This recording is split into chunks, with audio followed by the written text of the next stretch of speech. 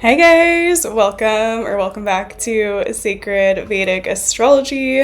My name is Samantha and I feel so blessed to be a professional Vedic sidereal astrologer. So before we get into this really fun and very important topic of planets that go seventh from the moon or Chandralagna in Vedic astrology, I have some important things that I want to talk about today and share with y'all. So the first one is we have reached 1K and we're at like a solid footing. With 1K, it was up and down for a little bit. It was a little bit elusive. So we're at a solid 1K and I just want to say thank you guys so much. I'm so grateful. And I always loved YouTube growing up so much. It was probably one of my most favorite platforms. And I don't think I understood how hard it is and how much work it just takes to get to that first 1K milestone, right? And so many channels just stay stuck below that 1K number. But I really put in a lot of work for the past year to grow and build my channel and connect with so many of you guys. So I feel just very grateful about that. And there's obviously so many exciting aspects of getting to 1K. The monetization will be fun, but the most exciting aspect for me is that I can actually start creating membership videos for you guys, which will be different tiers that you guys can learn more in depth about Vedic astrology, and I can really put my all into that content and teach you guys some more in-depth stuff about Vedic astrology outside of what I'm putting into my main channel. So I am going to create different membership tiers over the next couple weeks when I have time to create that and set everything up so we can have more exclusive content. I can take requests there. I can do more in-depth celebrity chart analysis videos. I can talk more about things that are more secretive or kind of taboo or interesting within astrology and personal videos as well too. So I think that's going to be so much fun. I've been wanting to create membership content for a while, but I had to get a certain amount of views and subscribers. So we're there and I'm really excited. So stay tuned for that. And if you guys have any ideas as well too for what you would want in the membership tiers, let me know. I'm always open to suggestions and I always love to hear from y'all as well. So that's really exciting. And another exciting announcement is until February 17th, I've created a discount code to purchase a natal chart reading as well too. So I'm going to leave that in the description and you guys can get 15% off of a natal chart session as well. So I'm going to include that in the description down there. And yeah, if you guys have always wanted to get your Vedic chart done, but maybe it's a little bit pricier, that 15% off can hopefully help you guys out there as well too, as a thank you for getting to 1K and just you guys are the best. I feel like I only attract like really great people when it comes to my content creation and social media, and I know it's not always that way. So I feel really lucky about that. I only get like amazing people who watch me and comment, so I'm really lucky. So I really love y'all, and yeah, I think this is gonna be really fun to start building some different membership tiers and doing more teaching within Vedic astrology and exclusive content, and I think it'll be really fun and really cool. All right, so now that we've gotten that out of the way, today we're going to talk about planets that go 7 houses from the moon or Chandralagna in Vedic astrology. So this is really important. You know, my second teacher, James, would emphasize this is actually one of the most important analysis aspects of the 7th house is the planets that go 7 from the moon. So we're going to start with how to calculate this. I'm going to get my little Google Doc pulled up. You guys know by now. I always need my document. So let's start off with how to calculate planets that go 7th from the moon. So first you want to pull up your natal chart and you want to see where your moon, sign, and house sits in the chart, and then you want to quite literally count 7 houses away.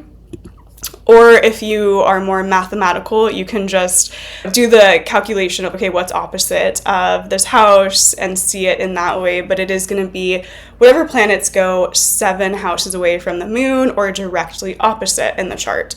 Now, not everyone's chart is going to have planets 7th from the moon. So if you don't, then, you know, just disregard this. You can analyze the 7th house, the 7th ruler aspects onto the 7th, but a lot of times people do have planets that sit 7 houses away from the moon, okay? So let's say someone's moon is in the 2nd house, right? 7 houses from the moon would be the 8th house. So whatever planet sits in that person's 8th house, that is going to be planets 7th from the moon, okay? Let's say Jupiter is in someone's 8th house, their moon is in the 2nd house, they have Jupiter 7th from the moon, okay? In my chart, I have my moon in the 8th house, and I have Venus with Mars 7 houses from my moon, so I have Venus, Mars in my 2nd. So I have like this really crazy energy, 7 houses from my moon. That's been fascinating. But that is how you calculate it, okay? And this is going to show us what type of energy and planetary influence is affecting the house of relationships and partnerships and business connections as well too. So the 7th house is all about partnerships, right? And it's more contractual agreements. So to me, the 5th house is more like fun, casual connecting. 7th house is we're signing a contract, we're doing business with someone, we're getting into a more committed contractual agreement, okay? So that is how you calculate it. It is going to be whatever is directly opposite of the moon, okay? And once you have that pulled up, take a look at what planet it is. Is it the sun? Is it Mercury? Is it Venus? Is it Jupiter? Is it Mars? And we are going to go through what the meaning of each planetary influence is going to show us, okay? Okay. So let us start from the sun being 7th from the moon. So this is an interesting one, right? Because this would give us a sun-moon opposition, which would be a very bright full moon. So a full moon is actually really good for someone to gain attention, to be seen in this lifetime. A full moon is a really positive influence in Vedic astrology. Someone can be charismatic, they can be seen, they can really like to be out and about in the world, they can gain attention with a full moon, so that's a positive of this influence. But when it comes to relationships and connections, the sun being 7th from the moon shows that you're drawn to people with strong personalities. Think about the moon, think about the sun, it's like shining this really bright energy. There's a lot of energy with the sun, right? And it can burn things out as well too. So when the sun is 7th from the moon, you can attract confident partners who are naturally in leadership positions, people who shine, people who are in front of the spotlight, people who own businesses, entrepreneurs, but also it can give very bossy or domineering partners as well too, right? So if you think about the sun, it's like confident, it's leadership, but also it can be someone who tells you what to do a lot as well too, and you have to be like, you know what, let's calm that side down a little bit, right? So it can give partners who can really have a lot of authority or leadership, but they can also bring that into the connection as well too. So there's a lesson around autonomy and speaking up and speaking your truth. If you have the sun in the 7th or 7th from the moon, you want to make sure that your partnerships aren't too overbearing, domineering, try to boss you around like that, right? Sun 7th from the moon can give bossy partners, very bossy partners. That's very, very much there as well. Sun 7th from the moon, you're probably going to want someone who's a little bit more traditionally masculine, more of a leader, someone who can take control, take charge in that way, and make sure that it doesn't become overbearing towards you specifically in the relationship. Okay.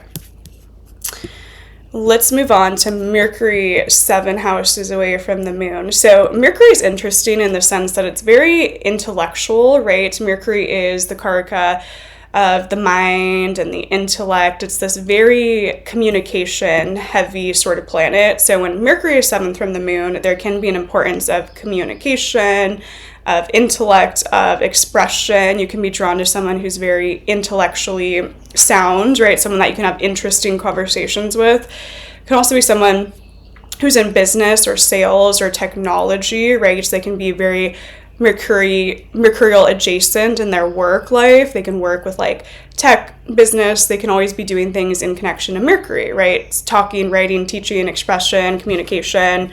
There can be some importance of education or learning as well too. So intelligent partners, intellectual partners, talkative or analytical partners, someone who is going to stimulate you intellectually, right, is going to be very important with Mercury in the 7th or 7th from the moon.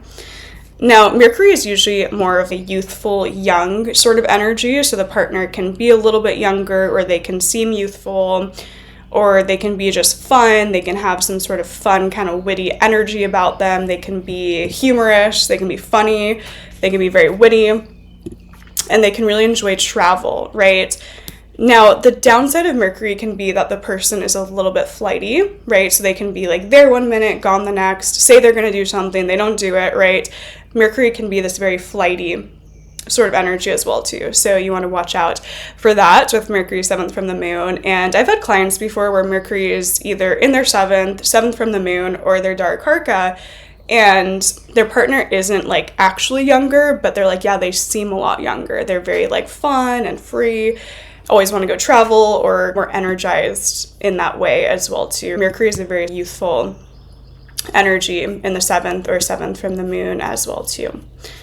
So this would be a placement where someone really wants to connect on a more intellectual or mental level with their partner, right? They don't want to just sit in silence. Like, there's going to be a desire to talk about topics, talk about interesting subjects. There's going to be that desire for more of a mental connection with Mercury as well too. Okay, and another important thing to note as well too is the benefics versus the malefics, right? So earlier, the sun is a natural malefic, right? It burns things out to a certain degree, so it's a little bit more of a testy energy with the sun in the 7th or 7th from the moon, in the sense that you have to be a little bit more cautious of that like malefic influence, right? Someone who's too bossy, too domineering. That Mercury is a natural benefic, right? So it's more positive to have Mercury in the 7th or 7th from the moon. So that's an important aspect as well too.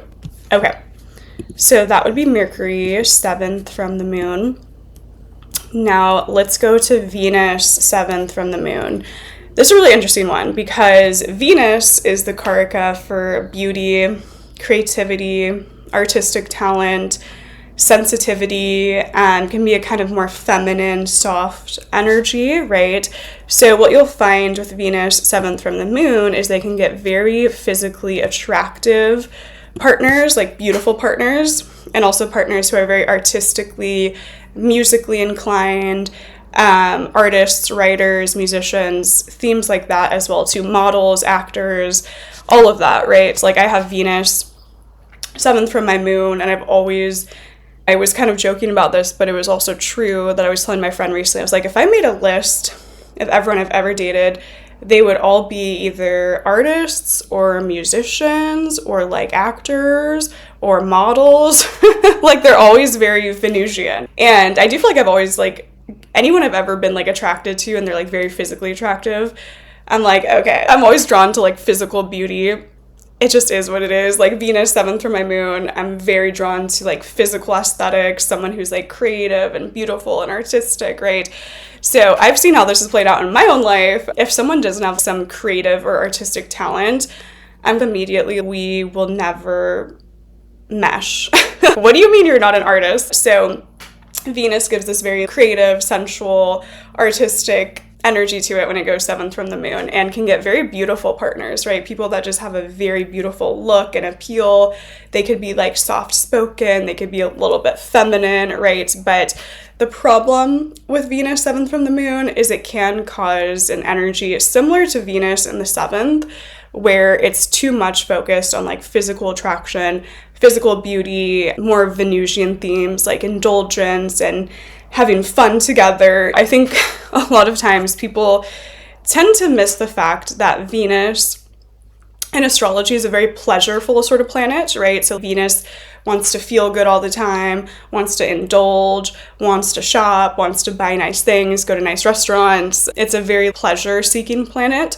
So I think when Venus is in the 7th or 7th from the moon, someone can be very pleasure seeking in relationships and connections. Oh, I just want to feel good with this person. We want to feel good all the time. So it can be a little bit troublesome in that way that Venus is already so pleasureful and beautiful and sensual and like that. And then it goes into the 7th or 7th from the moon, and there can be like intrigues in relationships, and you're with someone but you're drawn to someone else, and it's a lot of energy with Venus in the 7th or 7th from the moon, right? It can be like a lot of this desire for beauty and pleasure and all that as well too. So I think Venus 7th from the moon, we have to watch for that energy, right? It's, oh, this isn't so stable, but it's so much fun. We have so much fun together and we look so good together. It can be like that, which is funny in that way. So harmony, romance, beauty, artistic partners, creative partners, and can be very attracted to just that physical beauty with Venus 7th from the moon. It's going to be important, right? Which isn't bad. It's really not bad. It's just when it's the thing that overrides all the other things, right? That's when it becomes a problem with Venus 7th from the moon, but can get the partner that you want, the attractive partner, themes like that.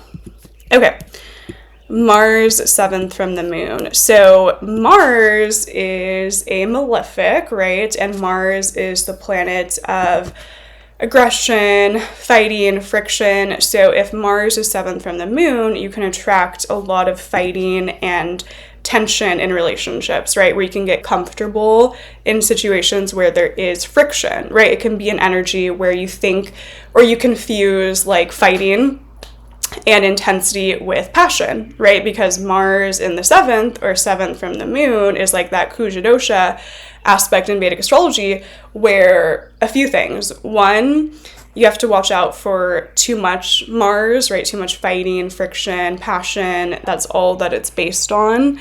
And the second thing is you want to wait to marry if you have Kuja dosha, so Mars in your 7th or 7th from the moon, until that Mars energy has matured, right? So Mars doesn't mature until 28 in astrology.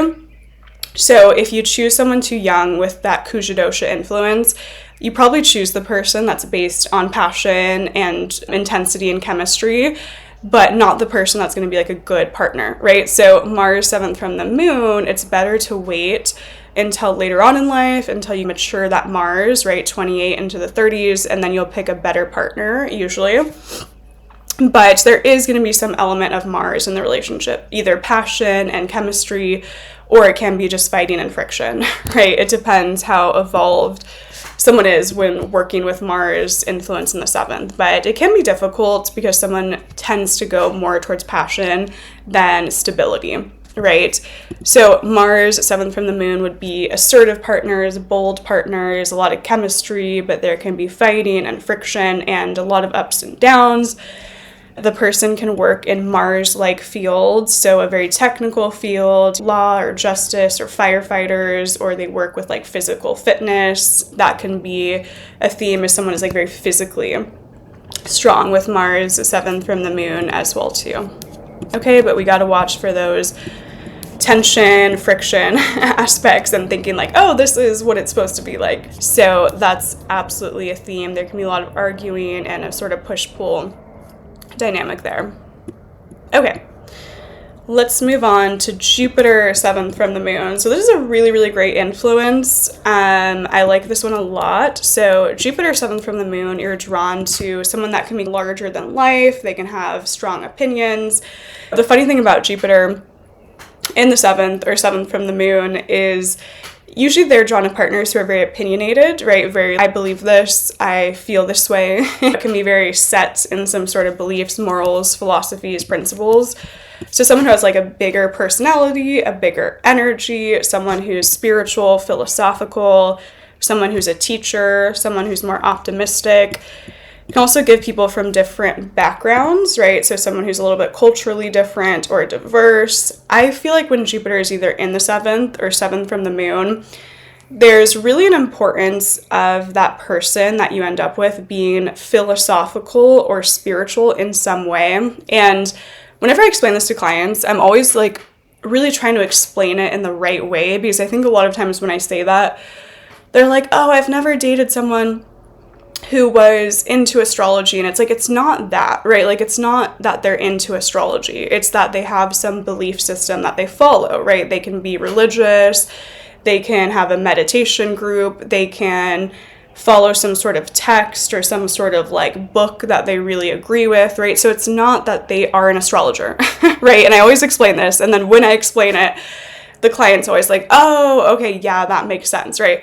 It's not that the person's an astrologer. It's that the person has strong philosophical or spiritual beliefs in their life, like strong morals, strong principles, right? And it can give someone who is very moralistic, right? Someone who's like, I want to do the right thing. I always try to do the right thing, like that. And Jupiter either in the 7th or 7th from the moon, you can really get the person that you want, right? So if you want this very specific vision of someone, you can get them, right? You can be like, I want that. And it can come into fruition because Jupiter is also lucky as well too. As long as it's not like Jupiter fallen hit by 2 malefics, right? Of course, there's always that more in-depth analysis, but Jupiter in the 7th or 7th from the moon is a very positive aspect, right? It's one of the great benefics. So relationships can feel expansive. There can be a feeling of learning and teaching and spirituality or philosophy or travels within the relationship as well too. And probably would do well in business, right? Because the 7th house is also very much that business house.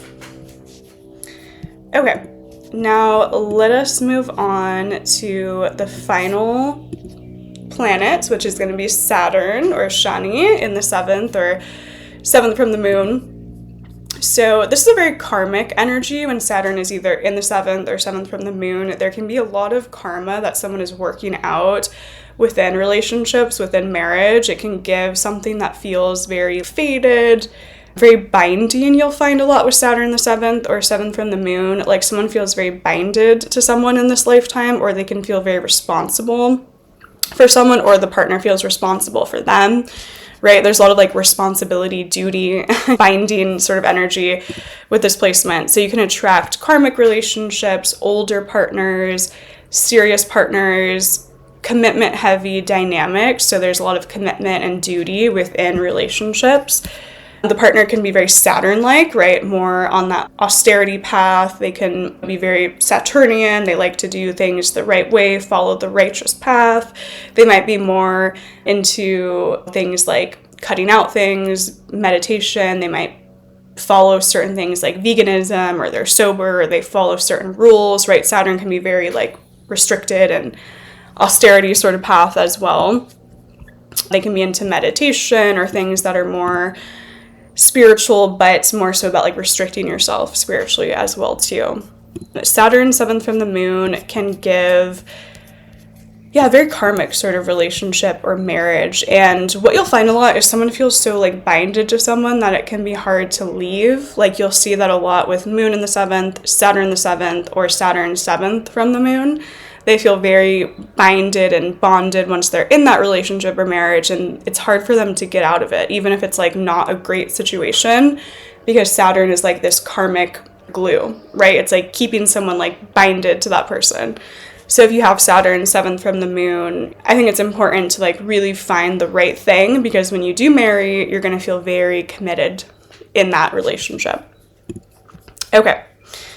So yeah, attracting a very Saturn-like person, right? Mature, wise, they can have a lot of wisdom, they can be that father-like energy, right? I find a lot Saturn the 7th from the moon, or Saturn Darakarka gives someone who has that very like fathering or caretaking energy as well too, and they can bring that into the relationship. So another important thing that I always tell people if they have Saturn in the 7th or 7th from the moon as well is it's really important to wait for marriage until either during or after, preferably after the Saturn return, because before then it's going to be a kind of karmic mess, right? Not all the time, obviously, there's always different situations, but for the most part, it can be a very messy situation if someone gets into something too soon with Saturn 7th from the moon, right? So there is a need to really be discerning and wait until that energy matures, right? Wherever Saturn sits in the chart, you need to wait a little bit for that energy to develop And then you're going to finally understand that energy better, like in the Saturn return and ending the Saturn return, right? So if Saturn is in the second house, they're going to understand money a lot better as they get into their late 20s, early 30s.